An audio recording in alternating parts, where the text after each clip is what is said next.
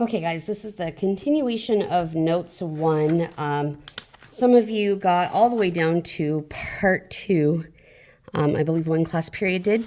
And if you were in that class period, feel free to try to fast forward a little or just kind of watch and listen and have some review about the cytoplasm, nucleoids, and ribosomes.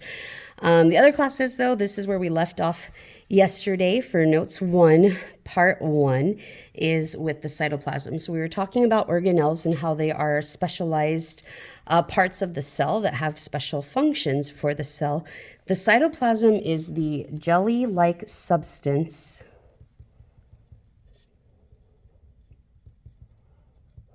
inside of the cell, and it kind of holds everything together. I like to use the analogy of Jell-O, and if you think about the Jell-O with the fruit inside of it that sometimes you have at holidays or different special occasions or picnics or barbecues.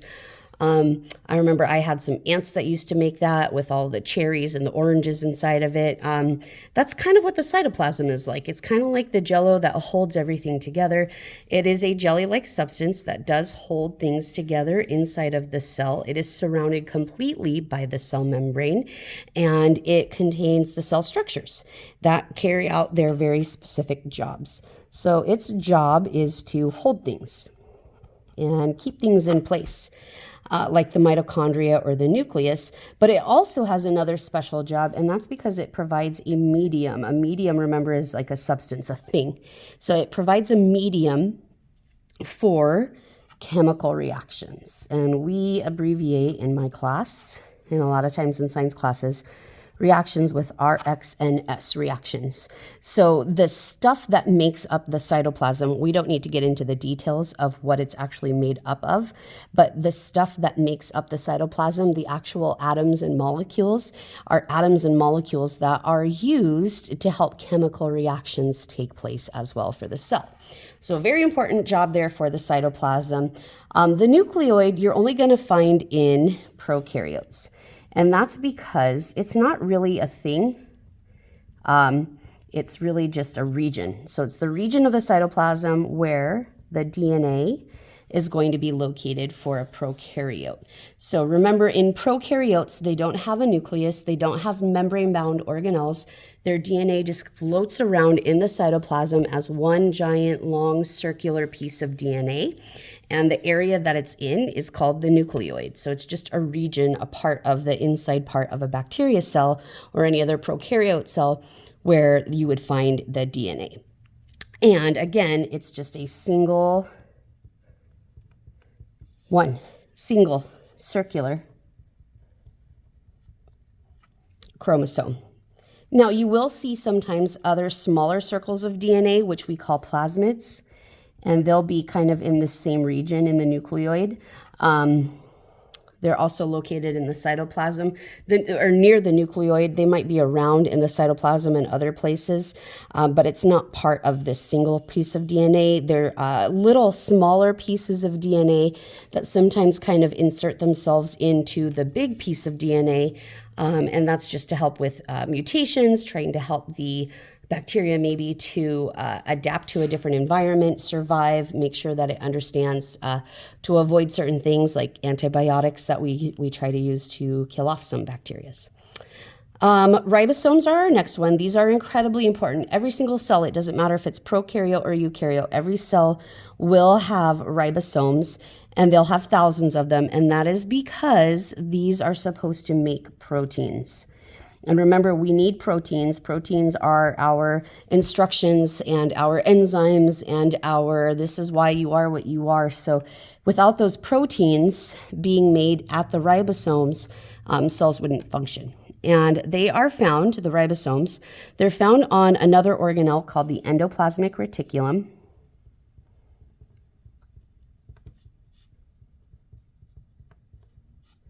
And we abbreviate that with just ER. And we'll talk more about the endoplasmic reticulum later. And they're also found floating throughout the cell's cytoplasm. We'll get a lot more into detail with ribosomes as well when we talk about protein synthesis and actually making proteins and the way that we make the proteins. That'll come later in another chapter as well, another unit down the road. But that's it for Notes 1. So if you are in the class period that finished Notes 1, or Part 1 of Notes 1, then this is where you're going to be picking up here. With Part 2. So here we're going to talk specifically about the organelles that you would find in the eukaryotic cells. These again are plants, animals, fungi, and protists. The first one that is incredibly important is the nucleus. And the nucleus is really, really, really noticeable. A lot of you are going to see this pretty easily when we start using the microscopes for labs. It'll be this really dark spot in the middle of your cell. It's considered to be the control center of the cell, and that's because it's supposed to direct the cell activities. The reason why we say this is because inside of it is all of our genetic material, which means our DNA. So if my DNA is sitting inside of my nucleus and my DNA is my genetic material, my instructions, my codes, my make this protein, make this, you're going to look like this, you're going to have this, you're going to not be able to do this, you can make this enzyme properly, you can't. If those instructions are in my DNA and my DNA is in my nucleus, then we consider the nucleus the control center because that's where all the instructions are kept. It's kind of like the vault. The vault that's really important, that houses the most important things right there. The nucleus is usually separated from the cytoplasm by a nuclear membrane, and sometimes we call it the nuclear envelope. So it has its own special membrane, like the cell membrane or plasma membrane that we talked about yesterday, that goes all the way around it. And it is very, very important in making sure that only certain things come in and only certain things go out. And it keeps bad things from getting in. It keeps things from getting out that aren't supposed to get out. So that nuclear envelope is actually pretty important and has a lot of special jobs. So that's our next part here, is that nuclear envelope or nuclear membrane. Again, they mean the same thing, but the nuclear envelope or nuclear membrane is going to surround our nucleus, and it separates the DNA from the cytoplasm. So it keeps it safe, it keeps it housed inside of the organelle itself. And again, it makes sure that very few things come in or out unless they're supposed to. It is made of phospholipids. So we talked about, and you're gonna see this a lot, you'll see it on your test. We talked about how lipids with two tails are phospholipids that make up our cell membrane or our plasma membrane. They make up all the membranes really of our organelles. So again, we're going to use a phospholipid, phosphate head, and then two tails, the lipids. And they make up this whole membrane going around your nucleus to make sure that everything stays safe and only certain things can get in and out. They do have special little openings. So these look like just little dots here, but those special dots are actually openings, and those openings are called our nuclear pores.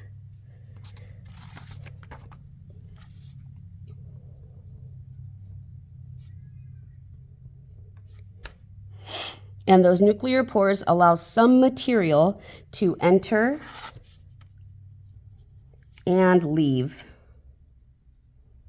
the cell. So without those pores, really things might come in and out a little bit easier, but they also allow things to come in and out a little bit easier if they need to be.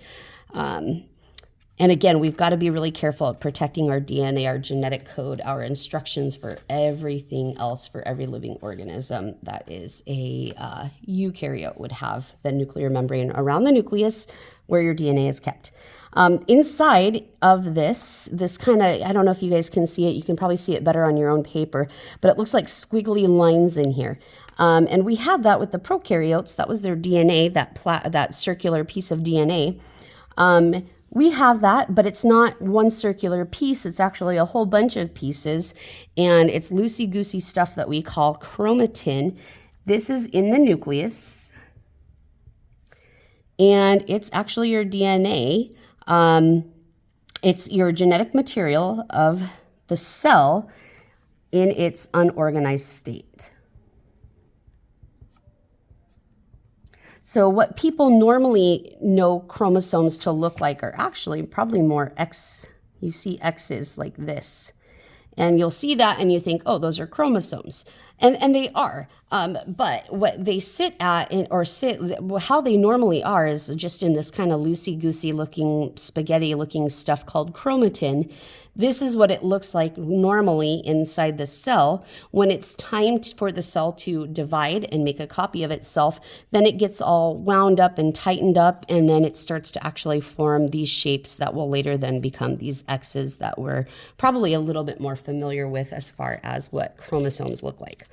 But in the unorganized state, that's essentially what it looks like. It's just, what that means is that it's not formed into chromosomes yet.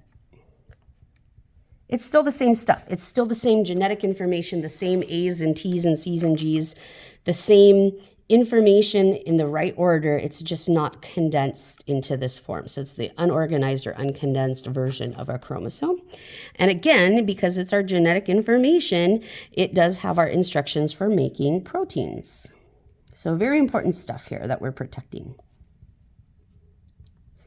Okay, and then another part of the nucleus is the nucleolus. So the whole thing is the nucleus. This is my membrane surrounding it. Here's my chromatin. And then sometimes you'll see this even darker spot inside of the dark spot, which is the nucleolus. It is a dark staining structure in the nucleus. And its job is to make the ribosomes that make, of course, our proteins. So why is this special? Well, again, without the ribosomes, we're not going to have a place to make proteins, which are our enzymes, our instructions, our everything for what make us what we are. So this central part, I don't want to say central because it's not always central, but it looks like it's central in most of these diagrams that you're going to see. It's kind of like another darker spot inside of the whole nucleus. That is where we make our ribosomes. The ribosomes will then leave the nucleus through the little pores, and then they can go out and they can either attach themselves to endoplasmic reticulum, which we're going to get to next, or they might just be free floating around in the cytoplasm. But the nucleolus has that very important job of making those ribosomes that are going to make our proteins for us. Okay, moving on to the rough endoplasmic reticulum. This is a network of continuous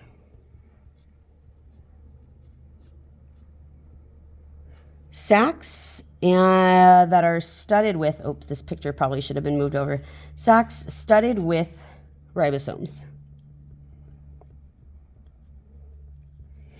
So when you see this, you'll see this a lot of times without the ribosomes on it. That's what we call the smooth endoplasmic reticulum. The reason why this is called rough, this R, you can think of as for ribosomes, because it's roughly got all these rough ribosomes attached to it that are hanging on there. And the endoplasmic reticulum, the rough endoplasmic reticulum, has a pretty important job. It is the internal delivery system of the cell. So this is kind of our, oh gosh, it really is more complex than just one thing, because what it's doing is it's got all these ribosomes on here. The ribosomes are where we make the proteins. Well, once a ribosome makes a protein, that protein can travel through this little highway system, this endoplasmic reticulum, and then it can go where it needs to go for getting packaged and sent out into the rest of the organism to do what it needs to do. I'm going to skip around a little bit. It is continuous with the nuclear envelope. So you will always see rough endoplasmic reticulum pretty much attached to the nucleus. And you'll see it it looks like it's just kind of attached, and it would kind of zigzag like this, like it's showing here. And that's because those ribosomes that are made through the pores come out of the pores. They'll go and they'll get onto this endoplasmic reticulum, start making proteins. The proteins leave the ribosome, and then they travel through this little system here.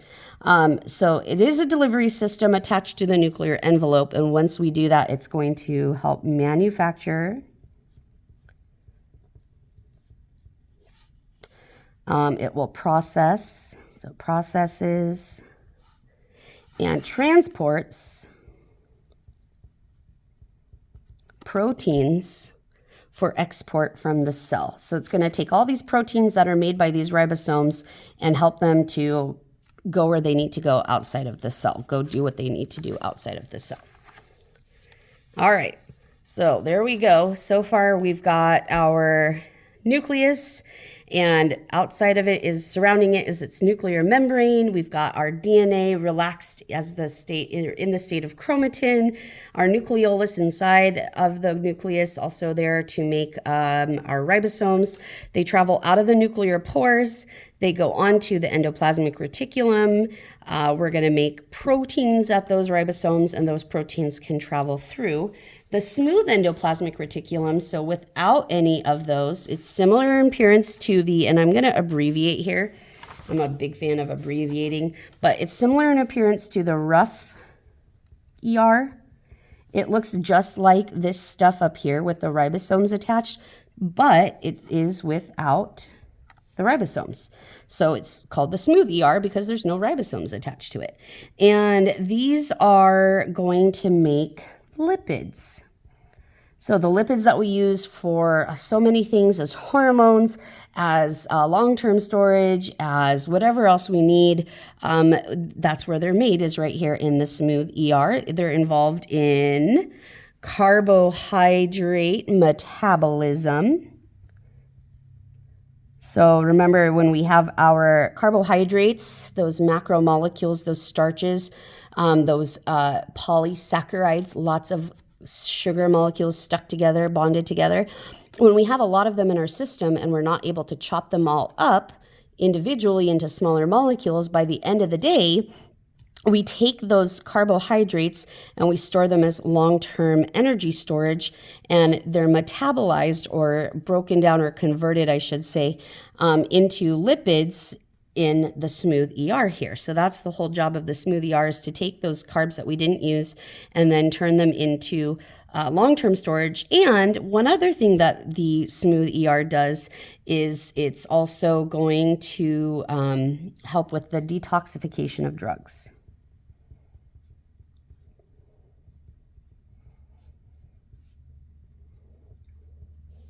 And different poisons. So anything that the, let's say for instance, like the body, the human body ingests and takes in, those chemicals that make up different medications maybe, or different poisons, they need to be broken down. The body needs to get rid of them right away. Well, our smooth ER is really great at being able to do that, take care of that, package that stuff, get it out of the system, as long as it's not in an overabundant amount of that stuff. All right, Golgi bodies. We're getting there. We're slowly getting there. The Golgi apparatus, or Golgi bodies, because you'll hear it talked about as both. These are our protein packaging plants. So we made the proteins on the ribosomes, or in the ribosomes. They traveled through the rough ER and they go to the Golgi bodies. They kind of look like a bunch of pancakes. Like if I were to take pancakes, stack them on top of each other, and then try to fold them a little bit, we always call them like a stack of pancakes, but that's kind of what they look like. The proteins go there, they get packaged, and then they packaged to be sent out of the cell. The Golgi bodies, or Golgi apparatus, will also modify the proteins, and it will also modify lipids made by the endoplasmic reticulum, rough and smooth, and then prepare them for export from the cell. So it takes care of the lipids that the smooth ER makes too, and tries to get them to go where they need to go. They do help enclose digestive enzymes into membranes to form lysosomes, which are a transport pod. So the Golgi body will package up our proteins, send them out of the cell. They package up our lipids, send them out of the cell. They also go around digestive enzymes and make them into lysosomes. We'll talk about lysosomes also in this set of notes right here coming up next. So this is our digestive plant for proteins and for fats and carbs.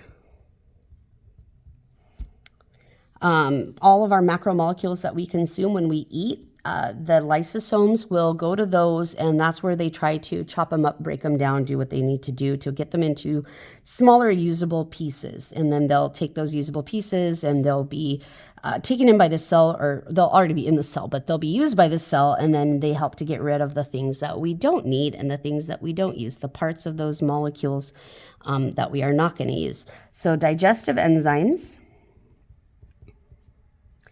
break down our cellular waste and debris, and then they transport any undigested material to the cell membrane. And then the cell membrane kind of kicks it out, sends it out, lets it go out of the cell to wherever else it needs to go for removal by the body. If we have our lysosomes explode,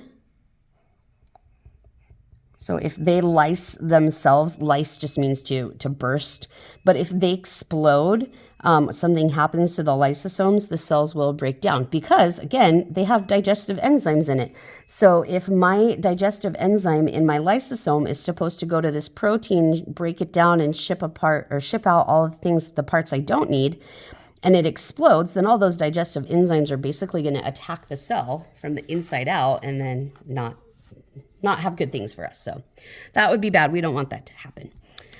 Okay, we're going to keep moving on. Mitochondria. This is our cell powerhouse. You guys know this. A lot of you will remember mitochondria very easily. The powerhouse of the cell is the mitochondria because it is going to make for us our energy. And the energy that we have is actually called ATP.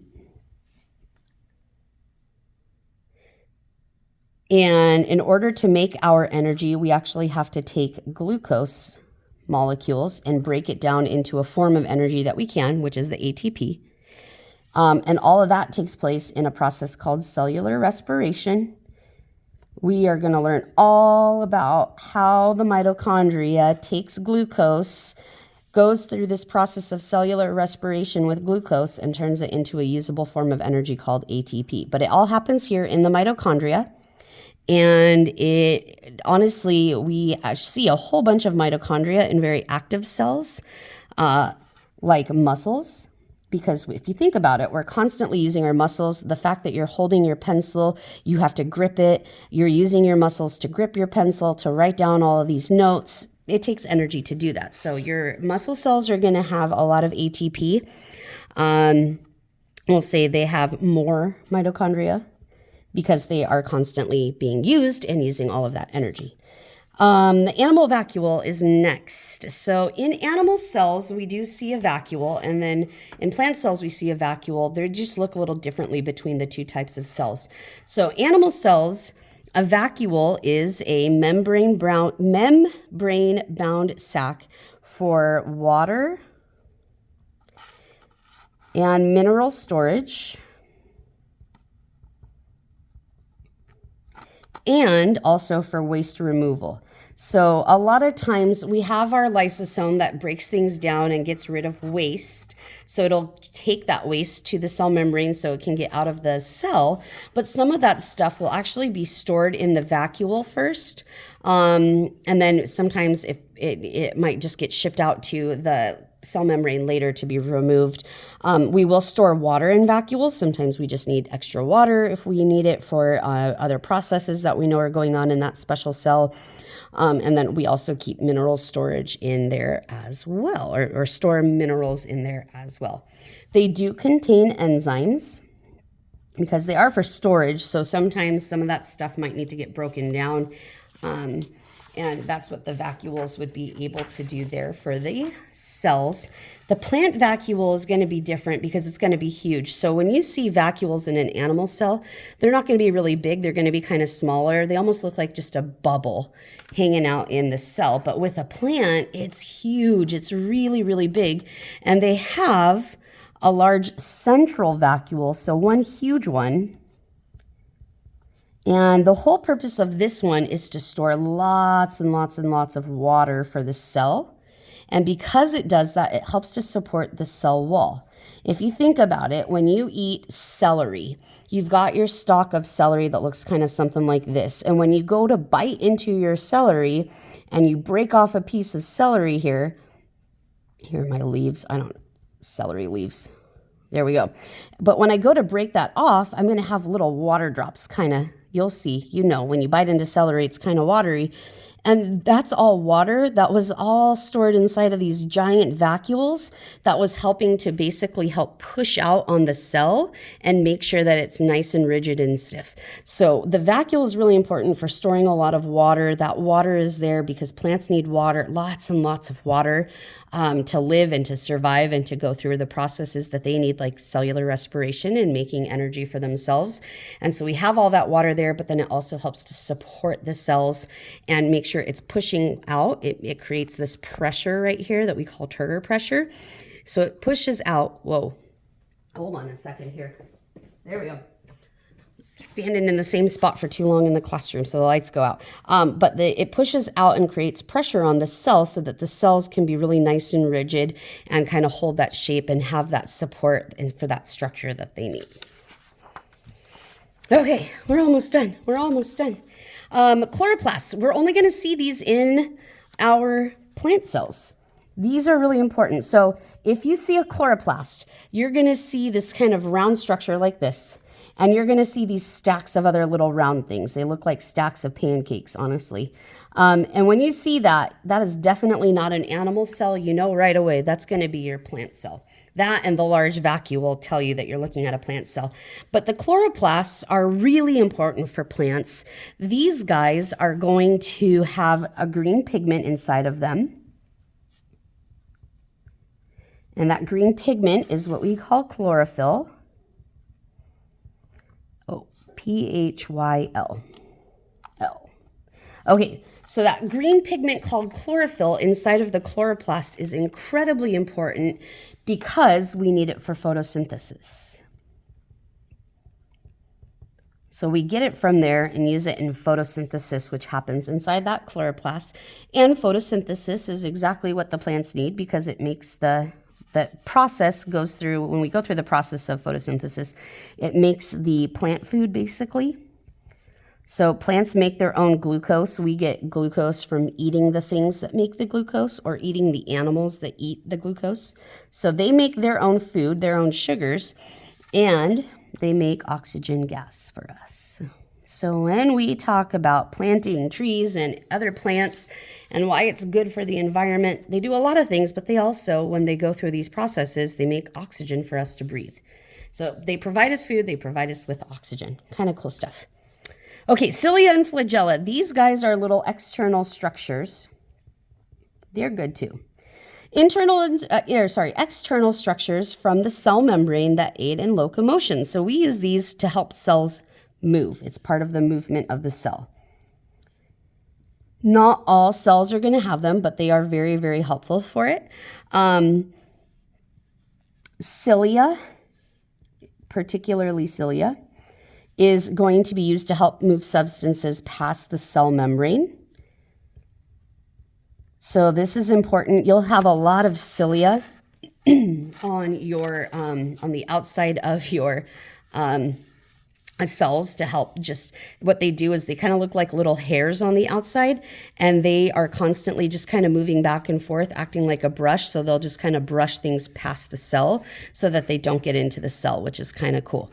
Flagella, I don't know why that's pointing there. That's our cilia. Our flagella is like this little tail structure right here.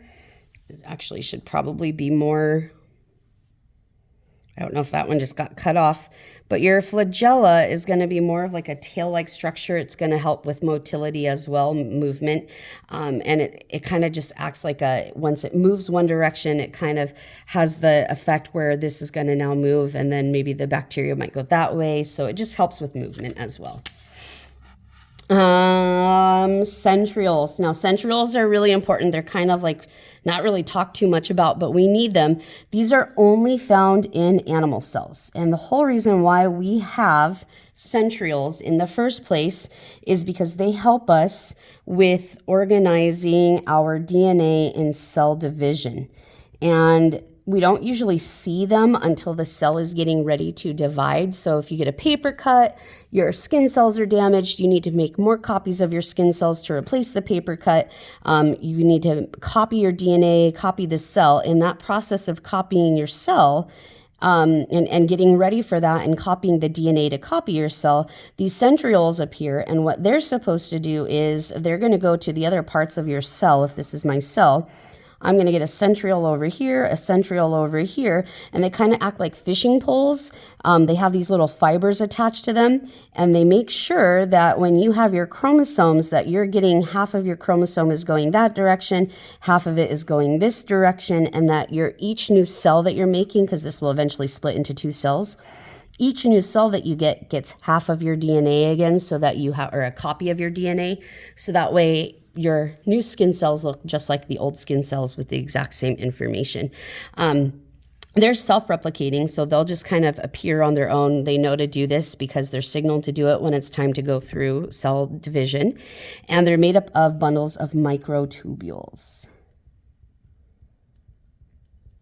which are like these little guys here. So we just get lots of bundles of these that make up, this is essentially what it is. It looks like thread going through there, through the cell, but that's what they are, just little fibers. They look like little fibers. And then our last one is cytoskeleton. This is your cell skeleton. I mean, this is the actual, kind of like the bones of the cell. It's there really to help give your cell a lot of your shape and strength for the cell, and the ability for the cell to move the way that it moves. And because they kind of need to be a little bit flexible, we're not talking about really hard bones like our bones, we still need to have some flexibility for the cell to move. So these are made up of microtubules and filaments. And there we have it. Those are our organelles, our structures, our parts of the cell that have their very highly specialized, highly functioning jobs and specific tasks to help our cells to be able to work and do what they need to do to ensure that life is going on. Okay, so you're done with these notes. What you're going to do next is you're going to use those notes to help you with assignment number 1. This is not going to be finished, but I am going to check it for progress made on it. So it does say turn in. You're turning it in today. Make sure you've got your first and last name and period on here. You are going to be coloring. So it tells you exactly what color to color all of the different organelles. This is dark blue, DK. Both endoplasmic reticulums are going to be pink. I'm going to know the difference between rough and smooth because rough has my R ribosomes on it. So make sure that when you're looking at this, here's my rough endoplasmic reticulum attached to my nucleus with the ribosomes on it. And then here's what the smooth stuff looks like without the ribosomes. How do I know what kind of cell I'm looking at? Well, look, I found one of these guys with these stacks of pancakes. That's a chloroplast. So I know I'm looking at a plant cell, and it tells me plant cell right there. But if you don't have the name of it, that's a big clue. Plus this giant central vacuole to hold all that water. So you're going to use either my crayons or colored pencils or whatever you have. And you do need to stick to this. This is really, really important. So please just take your time with it and make sure that you color code it right. You're going to come back to this and use this again later for another project. But then you can answer these questions here. And then you'll just keep doing the same thing for the animal one on page 2 on the back. Answer the questions. You can use your notes for that part. And then the prokaryote, we do have some questions on the back, but also the instructions for coloring that one are right here. Again, you're going to turn this in at the end of the period. I am not expecting you to get it done because these notes have taken 30 minutes. So just try to get some of it done, a decent amount of it done. Maybe you get all of this colored and maybe you start coloring the animal cell on the back. Maybe you start answering questions, but we'll have time to finish this up in class on Wednesday, or it might be homework on Wednesday. We'll see. So try to get all of it done that you can, not all of it, but as much as you can done in class, and then turn it in before the period is over at the end of the period.